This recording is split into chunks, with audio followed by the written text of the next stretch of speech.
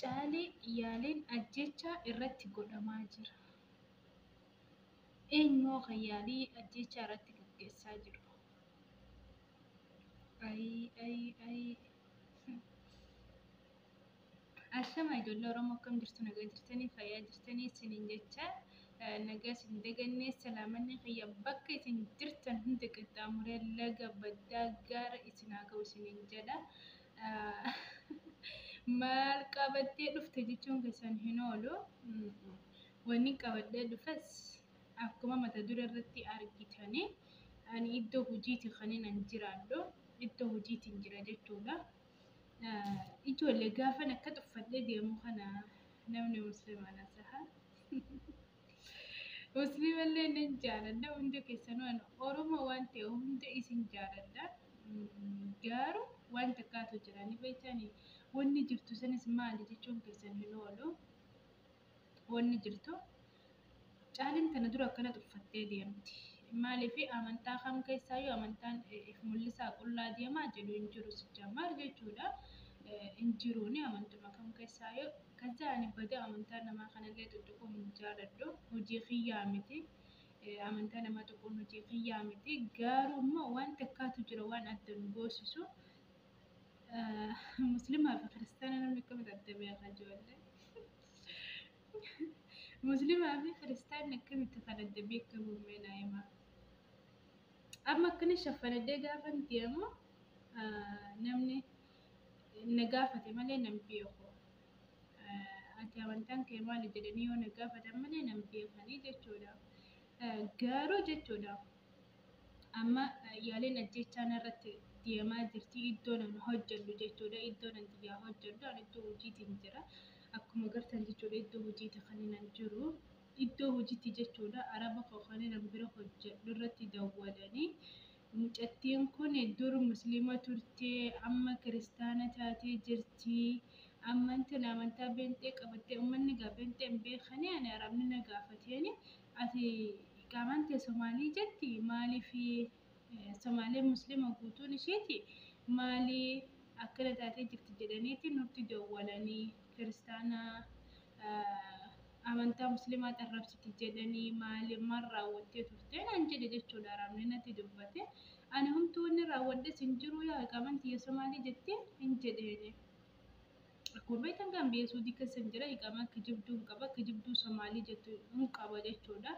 Kaza arabni akkasitti na gaafatee jechuudha ijoollee Oromoo. Raajii dhugaa raajii ajaa'ibaati. Maaliif kana godhuun barbaachise? Meenaa himaa. Kana gochuuf maaf barbaachise? Sila waan irra taateeyyuu jechuudha an kan ajaa'iba waan takkaatu jira. Ifama kaameraa sirreeffachaa jira. Maal seete yaa ijoollee Oromoodha? Namuma silaa kabajaa qabu nama guddaa ustaaza jedhanii Oromoon guutuun jala deemtuutu TikTok kana gubbatti mucattii takkaayyuu kan jiddaan keessa hojjettu anaatu qabsiisee waggaa shaniin itti murteesse akkasuma Caalii dhallee nan qabsiisa. Maaliif kana ta'uun barbaachise? Maaliif akkana qabsiisu maaf barbaachise? Jechuun keessaniin oolu asuma warri TikTok irratti isa akkas ta'u argitan warri hin arginis asumaan sagalee khiyyarraa dhagaan isinin jedha viidiyoolee inni jirti boodarra viidiyoolee isinin dhageessisa gizee namni guddaan sheekiin jechuudha. Sheekiin dhaabbatee TikTok liifii seenee liifii nama 2,000 wayii irratti jechuudha. Mucattii Caalii jedhamtu sanna argitii biyya Arabaa keessa jiraatte nu jalaa hin baatu.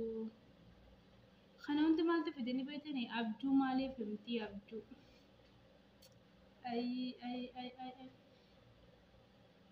Waan feete jedhe Ustaaz Farhaan jechuudha. Ustaaz Farhaan waan feete jedhe gaafa Waaqayyo lubbuun kee hin baate Caalee naan jedhe inuma baate ati na baastus inuma baate jechuudha. Garuu yaalii ajjechaa namarratti nama 2,000 waa gubbatti jechuudha akka na ajjeesuuf yaalu afaan isaatiin dubbate jechuudha. Maaliif kana barbaachise? Bakka musliima malee kiristaanni asirra jiraachuun qabu ijoollee meenaaf himaa. Amantii jalatti kan nama arrabsine meenaaf himaa. Maaf kana godhuun barbaachisee an kan na ajaa'ibsiise. Maaliif mee naa deebisame? Ani akkattiin shaffanadhee deema. Namni kan na gaafate malee maalummaa koo na hin beeku yoo na gaafatanii ati warra eessaati, eessatti dhalattee, eessatti guddattee, amantaan kee maali yoo naan jedhan malee ani akkattiin shaffanadhee deema. Kiristaanaa eegin ta'e dirqama ol beekullaa deemuu qabaan? No. Amma mee ijoolluma kiristaanaa tana takka takka ilaalaa taniif mul'isuu hin jaalanneetu jira warra shaffanatee deemu jechuudha. Ni jirti. Akkasuma warri kofoolee uffatee deemus ni jirani. Amantaa namaa tuquun nan barbaachisu. Wanta akka musliimas ta'e kiristaanas ta'e hundi isaaniitu nan jaaladha. Garuu amma dura gaafan suuraa kiyya poostii godhee ture. Amantaan kee maali? Amantaan kee maali? Amantii meeqaatu naa barraa'e? Gaafa sana amantaa kiyya gaafii deebii biraatiin walitti dachaanaa isiniin jedhe viidiyoo kana duraa keessatti illee dubbadha irrallee irra deebiitiin dubbadha. Amantaa koo osoo isinii himin biyyan itti dhaladhee fi biyyan itti guddadhe isinii hime viidiyoo san xumure. Amantaan koo kiristaana beenxee jechuudha. Amantaan koo kiristaanaa ni beenxeedha. Garuu caaleen guyyaa keessaa musliimarra dhalattee musliimarra guddattee dheengadda amantaa beenxee qabattee naan jedhaniiti yaalee ajjechaan irratti gaggeessutti jiran. Yoo ta'e yoon dheengaddaa miti kalee miti arda sa'a booda fudhadhe maaltu taa'amee naa himaa? Ijoollee mana caqasaa siyaasa malee kan nuti walitti qabnu siyaasa malee amantaan kan dhuunfaati. Amantaa walitti hin qabnu takkatti san beekaa. Amantaa walitti hin qabnu siyaasa.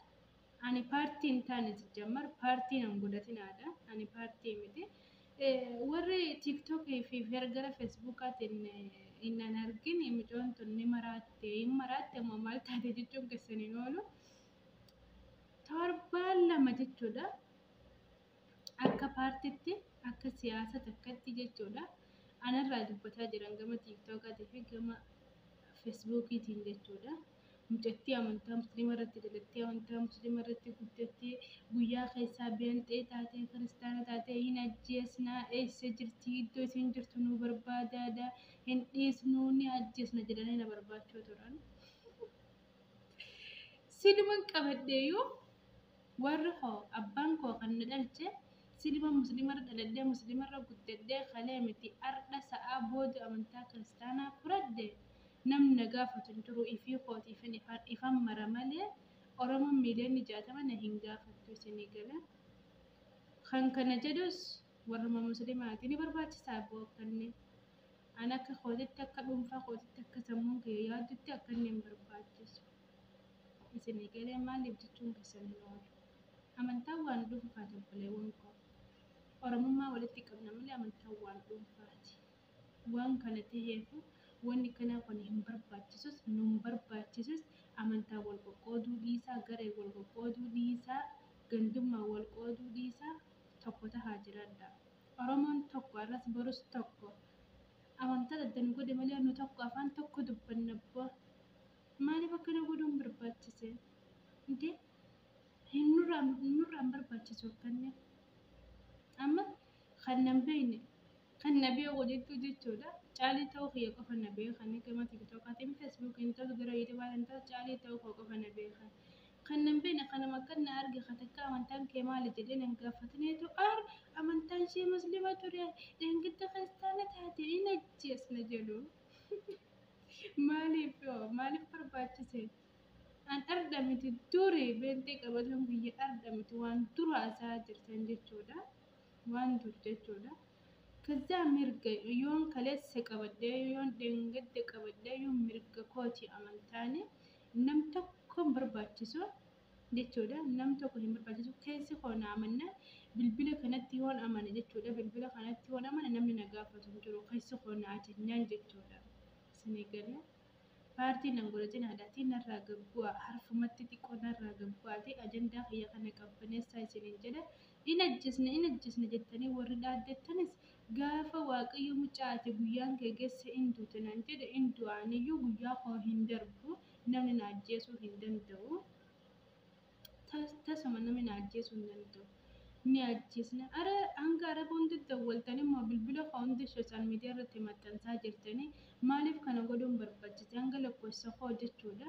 Sooshaal miidiyaa irratti maxxansatti maqaa keessan isin dha'uun barbaadu. Hundi keessan kan hamtuu na yaadis, kan toltuu na yaadis isin jaalladha hunda keessanuu. Warri bilbila kiyya sooshaal miidiyaa irratti maxxansitanii bakka isin jirtu nuuf barbaada in ajjeesna jettanillee galatoomaadha. Na ajjeesuu hin dandeessanii. Gooftaan na waliin jira. Tasuma guyyaa koo hin darbu waanuyyu anu guyyaa koo hin darbu guyyaa rabbiin duunaan jedhe inuma du'a.